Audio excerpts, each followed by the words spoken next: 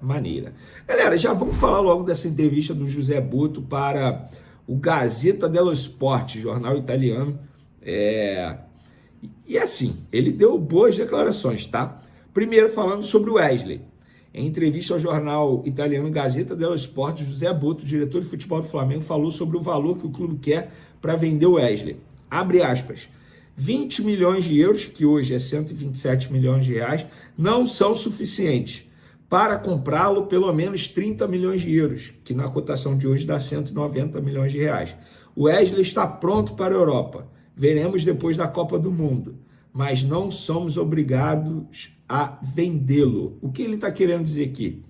E ele finalizou, tá? Até agora me ofereceram 25 milhões de euros por Wesley e não vamos aceitar. O que ele está querendo dizer? O Flamengo não é obrigado a vender o Wesley.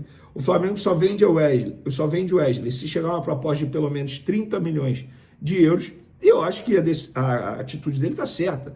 Se o Flamengo entende, eu não estou aqui, eu não vou entrar no mérito se o Wesley vale 30 ou 25 ou 20.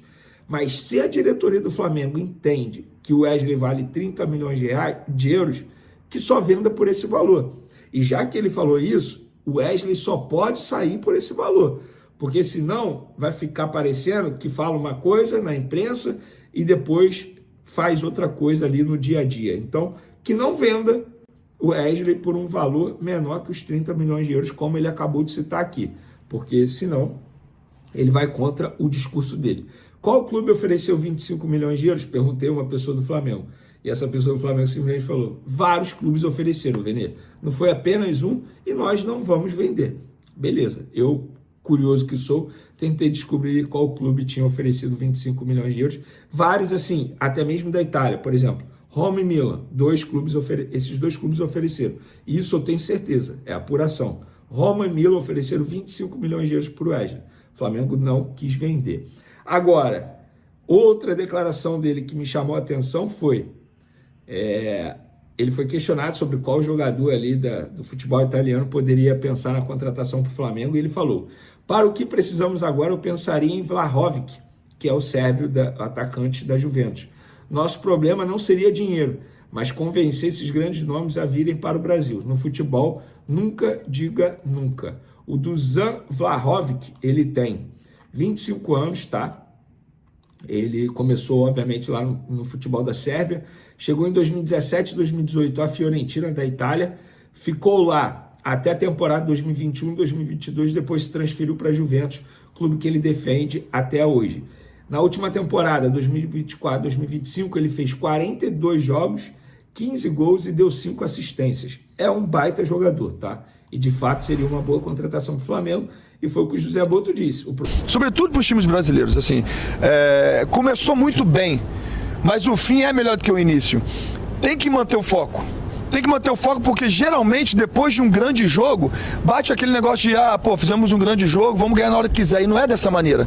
E hoje você tem o Botafogo que é líder, mas que de repente se perder o jogo por 3 gols de diferença pode deixar a competição.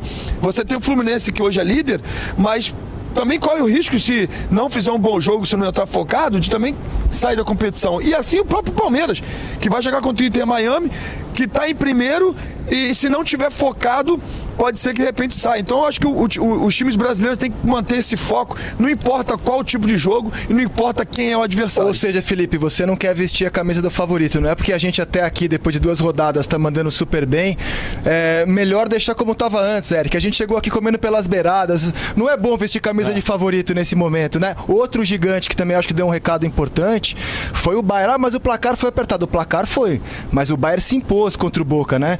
Então assim, eu acho que os bicho papões da Europa na segunda rodada começaram a abrir as asinhas, assim. Eu até colocaria o PSG, mesmo após a derrota para o Botafogo, acho que vai seguir forte na competição, vai se classificar, e aí quando começar o mata-mata, é uma outra Copa que começa, né?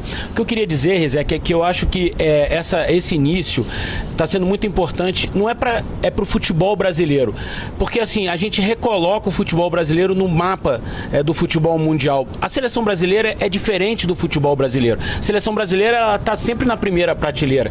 Os jogadores brasileiros, produtos do nosso futebol, como o Felipe, que um dia foi para a Europa e brilhou na Europa, eles também estão sempre na primeira prateleira do futebol mundial. Mas eu acho que o nosso futebol interno, com esse